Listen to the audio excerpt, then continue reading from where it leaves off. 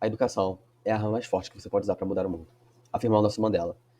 Porém, é um infortúnio que a potência e a importância da educação não sejam reconhecidas pela sociedade. Mas, antes de uma análise mais profunda, é preciso entender que a educação, de uma certa forma, é simplesmente o ato de educar, ou seja, a forma pela qual você obtém conhecimento. Tal conhecimento é adquirido através das escolas, instituições sociais que supostamente são responsáveis pela obtenção do tal conhecimento. Todavia, atualmente, o método de ensino, na maioria delas, é falho.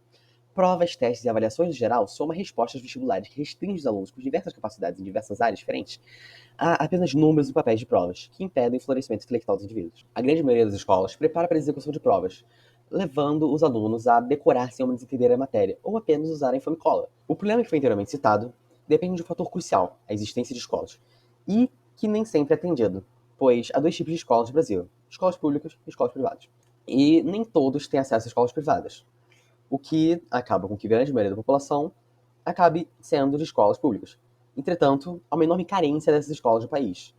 E, como não há suficiente para atender a todos, resulta em uma pequena quantidade de vagas em colégios públicos, mas também na permanência desse fatídico problema na educação. Se não bastasse um pequeno número de escolas, esse gráfico reflete muito bem a situação dessas poucas que existem. E, ao mostrar que os gastos com a educação vêm diminuindo a cada ano, resulta em uma falta de infraestrutura. Nota-se também que, como o mapa revela, nem todas as áreas do país têm acesso a uma estrutura básica, que nesse caso é o acesso à internet, havendo principalmente um déficit na região norte do Brasil. É possível notar também que, mesmo em regiões com os maiores percentuais, ainda tem áreas que pecam nisso, provando uma infraestrutura estável. Até uma questão nem tão importante se comparada com, por exemplo, o saneamento básico e a falta de água.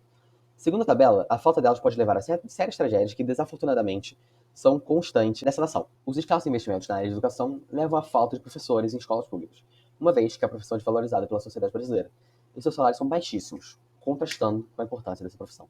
Outro fator que contribui para o tópico citado anteriormente e para todo esse decrépito problema é a desvalorização do ensino fundamental e do ensino médio. Ou seja, o ensino base e a supervalorização do ensino superior, que é obtido nas faculdades e especializações.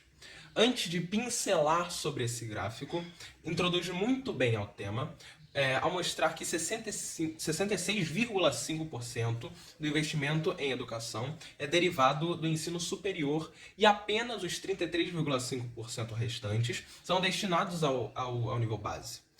Tais dados expõem uma certa disformia na destinação desse capital. Observa-se, então, por definição, que o superior só é alcançado se antes passar pela base, provando então que deveria se valorizar o básico. Situação essa que, infelizmente, é antitética à brasileira, na qual os holofotes iluminam o ensino superior, enquanto o básico é marcado por escaras e cicatrizes. Agoniza no sane escuro do Brasil. O último tema a ser tratado é a ausência do ensino técnico profissionalizante. Mas você ao menos sabe o que é isso? Muitos não. A maioria desconhece. Até a pessoa que escreveu esse roteiro desconhecia. Então, claramente, há uma certa ausência desse. O ensino técnico profissionalizante trata-se, sinteticamente, de um modelo de aprendizagem a nível médio que faça a desenvoltura de competências e habilidades técnicas básicas, a fim de levar a um primeiro contato com o mercado de trabalho. Porém, é um método desconhecido, já que quase não há divulgação do mesmo. É raro, pois poucas são as escolas que a adotam. A ausência de tal é de extremo infortúnio a nosso país, já que este faz-se mister para o crescimento econômico do país, uma vez que, ao suprir a demanda do mercado, o ensino técnico profissionalizante é uma aposta para uma alta qualificação profissional, podendo levar ao desdobramento da indústria brasileira, aumentando não só a sua competitividade, mas também sua abrangência. Após citar os diversos problemas, obstáculos e complicações da questionável educação brasileira, há de se formular então uma solução capaz de transfigurar a situação atual. A primeira proposição, e talvez a mais óbvia, é a construção de novas escolas e um maior investimento com o claro objetivo do ensino em abranger a maior parte da população, abrir novas vagas para alunos, professores e até outros empregos que cercam essa instituição. Outra proposição é de fato uma mudança no ensino médio, uma verdadeira mudança que vai priorizar o conhecimento e não as maquiavélicas notas. Para isso, não adianta alterar apenas o sistema de provas e avaliações, já que esse é uma resposta aos temidos vestibulares.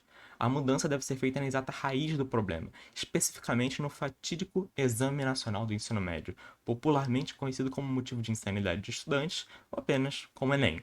Com o honroso objetivo de avaliar todos os estudantes do país, ele falha exatamente no que propõe. Não avalia o conhecimento adquirido nas escolas, mas sim a capacidade de memorizar uma quantidade absurda de informações, que não chega perto de refletir na verdadeira capacidade de um aprendiz. Mudando o Enem, escolas vão deixar de ser um longo e árduo processo de preparação para um futuro exame e se tornarão, de fato, verdadeiras instituições de ensino. Sem a pressão da realização de uma prova, pode-se aprender uma matéria sem haver a necessidade de realização de provas e simulações que tampouco avaliam. Através de trabalhos ou outros métodos de mensuração do conhecimento que não requerem necessariamente uma memorização sistemática de rios de informações, aí sim o conhecimento será atingido, adquirido, desenvolvido e posteriormente aplicado.